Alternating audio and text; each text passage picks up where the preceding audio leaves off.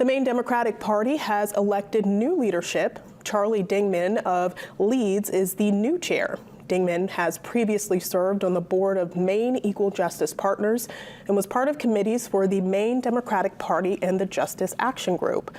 The party also announced Imke Schlesser-Gendreau of Bangor has been elected vice chair.